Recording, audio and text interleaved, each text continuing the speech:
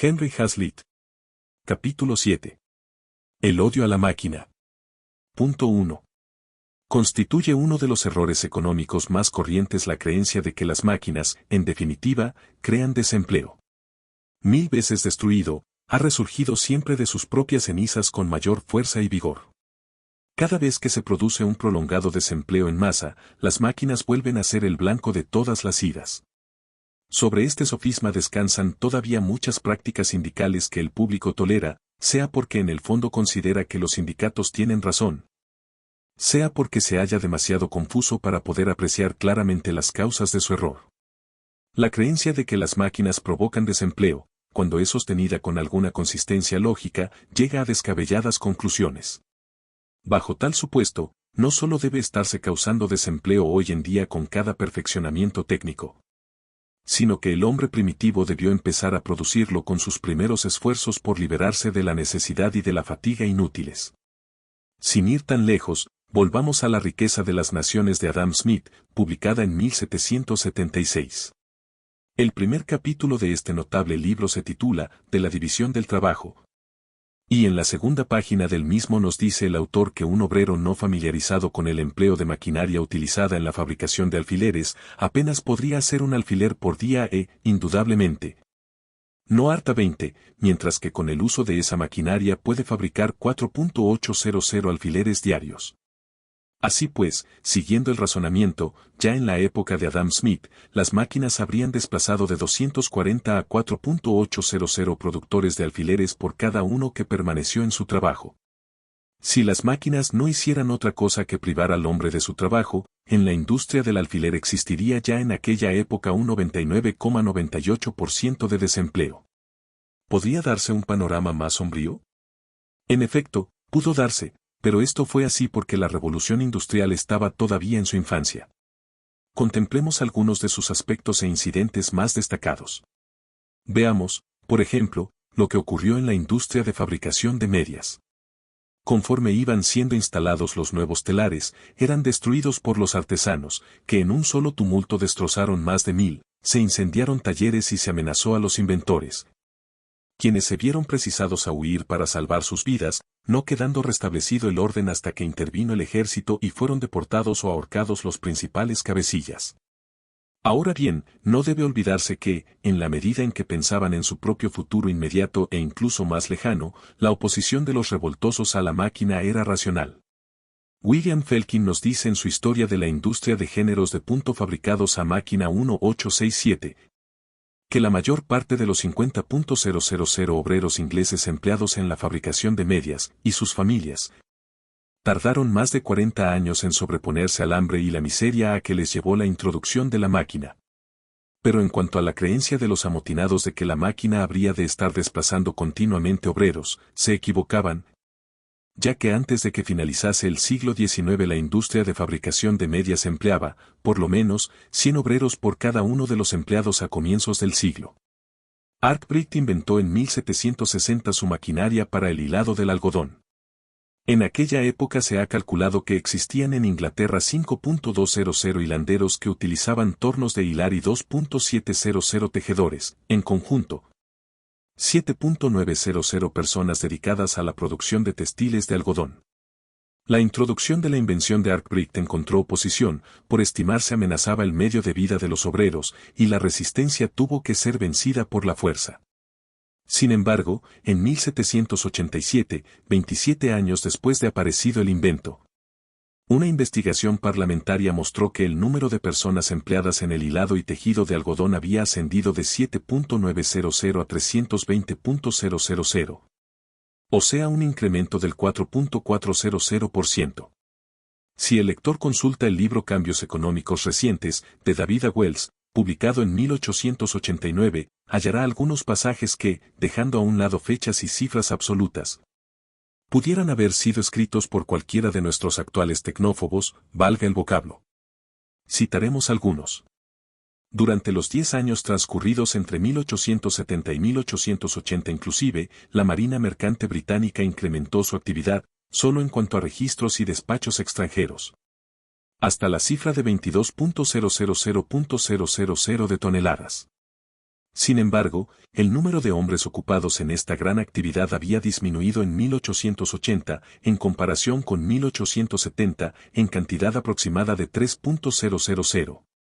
2.990 exactamente. ¿A qué fue debido?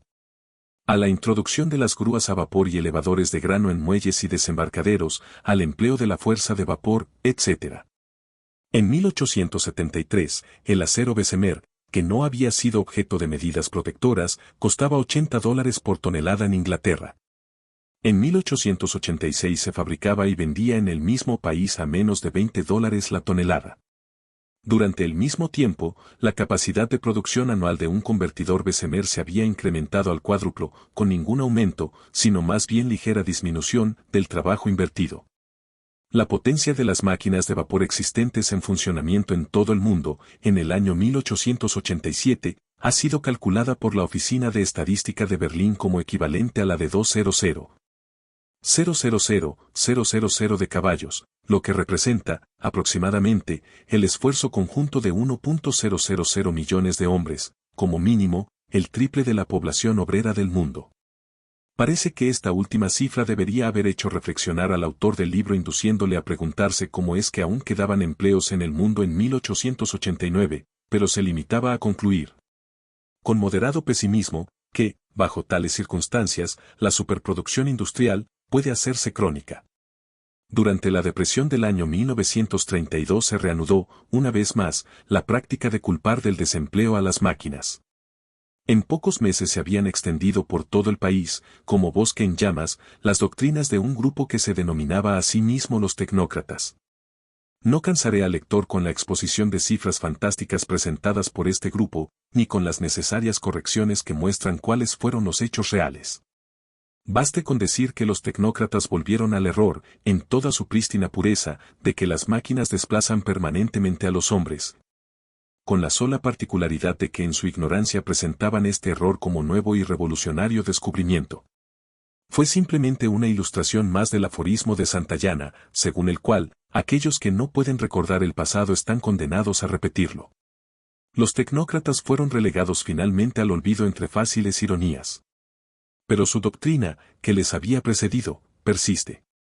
Se refleja en centenares de normas y prácticas sindicales, encaminadas a hacer ineludible la intervención de mayor número de obreros en determinada tarea.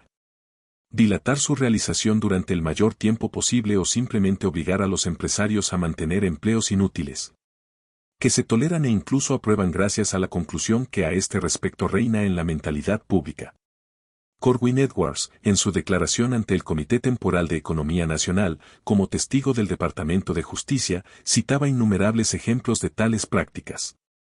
En la ciudad de Nueva York se llegó a prohibir la instalación de equipo eléctrico que estuviese fabricado fuera del estado, a menos que se desmontase y volviese a montar en la misma obra.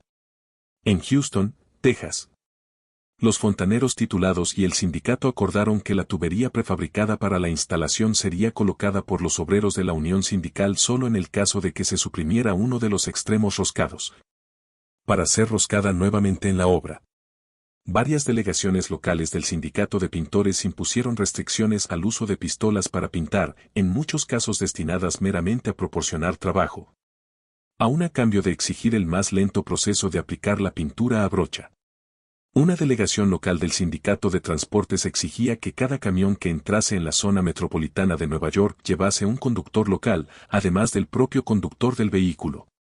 En varias ciudades, el sindicato de electricistas requería la presencia de un operario en cualquier construcción donde se precisase temporalmente del uso de energía, no siéndole permitido realizar trabajo alguno de montaje. Esta norma, según M.R. Edwards, implica a menudo la contratación de un hombre que se pasa el día leyendo o haciendo solitarios y cuyo único cometido es maniobrar un interruptor al comienzo y al final de la jornada. Se podría citar prácticas análogas en muchas otras actividades. En los ferrocarriles, los sindicatos insisten en el empleo de fogoneros en tipos de locomotoras en las que no son necesarios sus servicios. En los teatros los sindicatos obligan al empleo de tramoyistas incluso en representaciones donde no se utiliza escenario alguno. El sindicato de músicos exige el empleo de músicos llamados figurones e incluso de orquestas completas en lugares en que solo se interpretan discos de gramófono. Punto 2. Podrían acumularse montañas de cifras que demostraran cuán equivocados estaban los tecnófobos del pasado. Pero de nada serviría si no pusiéramos en claro por qué estaban equivocados.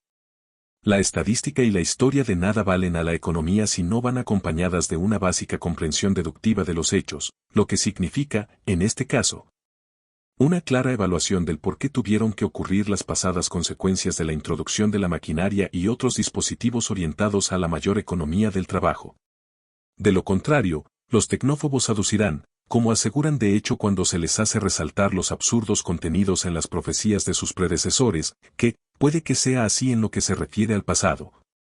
Pero las condiciones actuales son fundamentalmente diferentes y es ahora cuando no podemos seguir perfeccionando las máquinas economizadoras del trabajo. En efecto, la señora Eleanor Roosevelt escribía en un periódico sindical, el 19 de septiembre de 1945. Hemos llegado ya a un extremo en que los mecanismos economizadores de trabajo solo son deseables cuando no desplazan al obrero de su puesto. Si fuese realmente cierto que la introducción de la maquinaria es causa de creciente desempleo y miseria, las deducciones lógicas serían revolucionarias, no solo en el aspecto técnico, sino también en lo que se refiere a nuestro concepto global de la civilización. No solo tendríamos que considerar calamitoso todo futuro progreso técnico, sino que deberíamos contemplar con igual horror los progresos técnicos alcanzados en el pasado. Diariamente cada uno de nosotros se esfuerza en reducir en lo posible el trabajo que un determinado fin exige. Todos procuramos simplificar nuestro trabajo y economizar los medios necesarios para alcanzar el objetivo deseado. Cualquier empresario, grande o pequeño, ansía constantemente conseguir realizar sus particulares objetivos con mayor economía y eficacia, es decir, ahorrando esfuerzo. Todo obrero inteligente procura reducir el esfuerzo que le exige la tarea encomendada. Los más ambiciosos entre nosotros tratan incansablemente de aumentar los resultados que puedan obtenerse en un número determinado de horas. Si obrasen con lógica y consecuencia, los tecnófobos deberían desechar todo este progreso e ingenio, no ya por inútil, sino por perjudicial. ¿Para qué transportar mercancías entre Nueva York y Chicago por ferrocarril cuando podrían emplearse muchísimos más hombres, por ejemplo, si las llevasen a hombros? Teorías tan falsas como las señaladas se articulan de manera lógica, pero causan gran perjuicio por el mero hecho de ser mantenidas. Tratemos, por consiguiente, de ver con exactitud lo que realmente sucede cuando se introducen en la producción máquinas y perfeccionamientos técnicos. Los detalles variarán en cada caso, según sean las condiciones particulares que prevalezcan en una industria o periodo determinados. Pero tomaremos un ejemplo que comprenda las circunstancias más generales. Supongamos que un fabricante de telas tiene conocimiento de la existencia de una máquina capaz de confeccionar abrigos de caballero y señora, empleando tan solo la mitad de la mano de obra que anteriormente se precisaba. Instala la maquinaria y despide a la mitad del personal. Parece a primera vista que ha habido una evidente disminución de ocupación. Ahora bien, la propia máquina requirió mano de obra para ser fabricada, así, pues, como primera compensación aparece un trabajo que de otra forma no hubiese existido. El fabricante, sin embargo, solo decide adoptar la maquinaria, si con ella consigue hacer mejores trajes por la mitad de traba, o el mismo tipo de traje a un costo menor. Suponiendo lo segundo, no es posible admitir que el trabajo invertido en la construcción de la maquinaria fuese tan considerable, en cuanto a volumen de salarios, como el que espera economizar a la larga el fabricante de telas al adoptar la maquinaria. De lo contrario no habría economía y la maquinaria no sería adquirida. Vemos, por consiguiente, que todavía existe aparentemente una pérdida global de empleo, atribuible a la maquinaria. Sin embargo, debemos siempre tener presente la posibilidad real y efectiva de que el resultado final de la introducción de la maquinaria representa, a la larga, un aumento global de empleo, porque al adoptar la maquinaria, es tan solo a largo plazo cuando el fabricante de telas espera, ordinariamente, ahorrar dinero, y puede se precisen varios años para que la maquinaria se pague a sí misma. Cuando el coste de la máquina ha quedado compensado por las economías que facilita, el fabricante de telas ve aumentar su beneficio, supondremos que se limita a vender sus abrigos al mismo precio que sus competidores, sin esforzarse por abaratarlos. En este punto puede parecer que se ha producido una pérdida neta de empleo, siendo el fabricante, el capitalista, el único beneficiario. Ahora bien, en estos beneficios extras radica precisamente el origen de subsiguientes ganancias sociales. El fabricante ha de emplear su beneficio extraordinario en una de estas tres formas y posiblemente empleará parte de aquel en las tres. 1. Ampliación de sus instalaciones, con adquisición de nuevas máquinas para hacer un mayor número de abrigos. 2. Inversión en cualquier otra industria. Y 3. Incremento de su propio consumo. Cualquiera de estas tres posibilidades ha de producir demanda de trabajo. En otras palabras, como resultado de sus economías, el fabricante obtiene un beneficio que no tenía antes. Cada dólar ahorrado en salarios directos, por haber podido disminuir el importe de sus nóminas, ha de ir a parar indirectamente a los obreros que construyen la nueva máquina, a los trabajadores de otras industrias o a aquellos que intervienen en la construcción de una nueva casa o automóvil para el fabricante o en la confección de joyas y pieles para su esposa. En cualquier caso, a menos que sea un obtuso acaparador, proporciona indirectamente tantos empleos como directamente dejó de facilitar. Pero no termina aquí la cosa. Si nuestro emprendedor industrial realiza grandes economías con respecto a sus competidores, o estos imitarán su ejemplo o aquel empezará a ampliar sus negocios a expensas de aquellos, con lo que se proporcionará, por lo tanto, más trabajo a los productores de las máquinas. Competencia y producción comenzarán entonces a reducir el precio de los abrigos. Ya no habrá tan grandes beneficios para los que adopten las nuevas máquinas, irán reduciéndose, al tiempo que desaparecen para aquellos fabricantes que todavía no hayan adquirido maquinaria. Las economías, en otras palabras, serán transferidas a los compradores de abrigos, es decir, a los consumidores. Ahora bien, como los abrigos son más baratos, los comprará más gente, y aunque requiera menos mano de obra la confección de un mismo número de abrigos, estos se producirán en mayor cantidad que antes. Si la demanda de abrigos es de las que los economistas llaman elásticas, es decir, si un descenso en el precio determina una mayor cantidad de dinero invertida en abrigos, puede que en su confección se precisen todavía más operarios que los que eran necesarios antes de la aparición de las nuevas máquinas. Ya hemos visto que fue esto lo ocurrido realmente en el caso de las medias y otros productos textiles. Pero el nuevo empleo no depende de la elasticidad de la demanda del producto particular de que se trate. Supongamos que, aunque el precio de los abrigos quedase reducido casi a la mitad, descendiesen, por ejemplo, de 5 a 30 dólares, no se vendiese ningún abrigo adicional.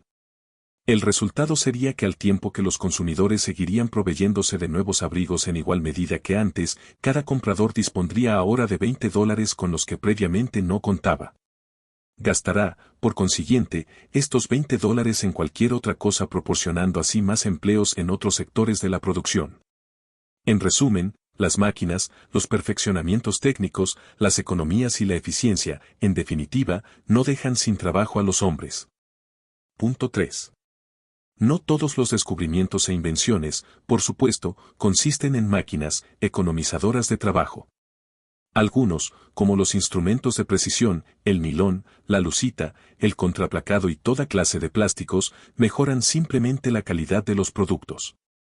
Otros, como el teléfono y el aeroplano, cumplen misiones que el hombre nunca hubiese podido realizar directamente sin su auxilio.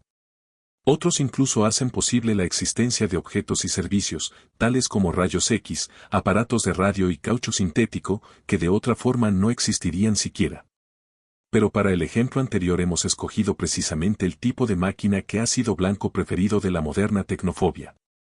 Es posible, desde luego, llegar a desorbitar la tesis de que las máquinas no desplazan en definitiva a los hombres de su trabajo. Se arguye a veces, por ejemplo, que las máquinas crean más empleos de los que sin ellas hubieran existido. En determinadas circunstancias esto puede ser verdad. Cabe, ciertamente, que surjan muchísimos más empleos en determinadas industrias. Las cifras del siglo XVIII para las industrias textiles representan un caso típico. Sus modernas contrapartidas no son, ciertamente, menos sorprendentes. En 1910 se hallaban empleadas 140.000 personas en los Estados Unidos en la recién creada industria automovilística. En 1920, con el perfeccionamiento del producto y la reducción de su costo, dicha industria empleaba 250.000 personas. En 1930, al continuar el perfeccionamiento y la reducción del costo, el número de empleados ascendió a 380.000. En 1940 había lanzado la cifra de 450.000. En 1940, la fabricación de frigoríficos eléctricos ocupaba a 35.000 obreros, y la de receptores de radio, a 60.000. Lo propio ha ocurrido en todas las industrias de reciente creación, a medida que se perfeccionaba el invento y se reducía el costo. También puede afirmarse, en sentido absoluto, que las máquinas han aumentado enormemente el número de empleos. La población del mundo es hoy 3 veces mayor que la de mediados del siglo XVIII, antes de que la revolución industrial se hubiese abierto camino. Es correcto atribuir a las máquinas este aumento de la población, pues sin ellas la naturaleza hubiese sido incapaz de mantener tan numerosa población. Puede afirmarse, en consecuencia, que, de cada 3 personas, 2 debemos a las máquinas no solo el empleo, sino también la vida. No obstante, es erróneo suponer que la función o finalidad primordial de las máquinas sea crear empleos. Su verdadero objetivo es incrementar la producción, elevar el nivel de vida, aumentar el bienestar económico. En una economía primitiva no es difícil conseguir ocupación para todo el mundo. El empleo total exhaustivo, continuo, abrumador, extenuante, es característico precisamente de las naciones industrialmente menos avanzadas. Donde ya existe verdadero empleo total, las nuevas máquinas, descubrimientos e inventos, en tanto no se produce, con el tiempo, un aumento de población, no pueden proporcionar mayor empleo. Es más probable que produzcan mayor desempleo, pero adviértase que ahora estamos hablando de desempleo voluntario y no involuntario. Porque la gente puede permitirse el lujo de trabajar menos horas y los niños y personas de avanzada edad no se ven ya forzados a trabajar. Lo que hacen las máquinas, repitámoslo, es incrementar la producción y elevar el nivel de vida. Esto se lleva a cabo en una de estas 2 formas, abaratando los productos al consumidor, como en nuestro ejemplo de los abrigos, o aumentando los salarios, al incrementarse la productividad de los obreros. En otras palabras, o incrementan los salarios o, al reducir los precios, aumentan el volumen de artículos y servicios asequibles a un mismo salario. A veces consiguen ambas cosas. Lo que ocurra dependerá en buena parte de la política monetaria seguida en el país. Pero, en cualquier caso, máquinas, invenciones y descubrimientos aumentan los salarios reales. Punto 4. Antes de concluir este tema es conveniente hacer una advertencia. El gran mérito de los economistas clásicos fue precisamente considerar las consecuencias secundarias no inmediatas, preocuparse de los efectos de un programa o de una política económica determinada, a largo plazo y sobre toda la comunidad. Pero su defecto consistió en que al hacerlo así se olvidaban a veces de las repercusiones de tal programa en su aspecto inmediato y particularista. Con excesiva frecuencia se inclinaban a minimizar u olvidar por completo las consecuencias inmediatas sobre grupos especiales. Hemos visto, por ejemplo, que los tejedores ingleses sufrieron tragedias como resultado de la introducción de los nuevos telares para la fabricación de medias, una de las primeras invenciones de la revolución industrial. Ahora bien, tales hechos y sus modernas contrapartidas han llevado a algunos autores al extremo opuesto de considerar solamente los efectos inmediatos sobre ciertos sectores. Fulano de tal pierde su empleo por la introducción de alguna nueva máquina. No pierdan de vista a fulano de tal, insisten esos autores, no se olviden nunca de fulano de tal. Sin embargo, lo que en realidad hacen es preocuparse solamente de fulano de tal, olvidando que Mengano acaba de obtener un empleo en la fabricación de la nueva máquina, sutano, otro en el manejo de la misma. Y Perengano puede adquirir ahora un abrigo por mitad del precio que solía costarle. Y por pensar solamente en fulano de tal acaban por erigirse en defensores de sistemas absurdos y reaccionarios. Indudablemente, debemos tener presente a fulano de tal, que ha sido desplazado de su empleo por la nueva máquina. Quizá pueda obtener rápidamente otro empleo, incluso mejor. Pero tal vez haya dedicado muchos años de su vida a adquirir y perfeccionar una técnica especial que carece ahora de toda utilidad. Ha perdido los fondos invertidos en su autocapacitación técnica, como su antiguo empresario perdió, tal vez, su inversión en viejas máquinas y procedimientos que de pronto han quedado anticuados. Era un obrero especializado y cobraba como tal. Ahora se ha convertido otra vez, de la noche a la mañana, en obrero no especializado porque su vieja pericia de nada sirve ya. No podemos ni debemos olvidarle. Representa una de las tragedias personales que, según veremos, acompañan a casi todo progreso industrial y económico. Preguntarnos qué solución se le debe buscar, si se le debe abandonar a su propio destino, O se le debe conceder el derecho a una indemnización por despido o a un subsidio por paro. O debería poder acogerse al socorro estatal o debe poder aprender un nuevo oficio a expensas del Estado, nos llevaría más allá del tema que tratamos de dilucidar. La lección central es que debemos tratar de prever todas las consecuencias fundamentales de determinada política o programa económico. Sus efectos inmediatos sobre grupos especiales y sus efectos remotos sobre todos los grupos. Si hemos dedicado tan amplio espacio a este tema ha sido porque consideramos cruciales nuestras conclusiones respecto a los efectos de la nueva maquinaria, las invenciones y los descubrimientos sobre el empleo, la producción y el bienestar. Si nos equivocamos al enunciarlas, pocos serán los temas económicos acerca de los cuales estemos en situación de acertar.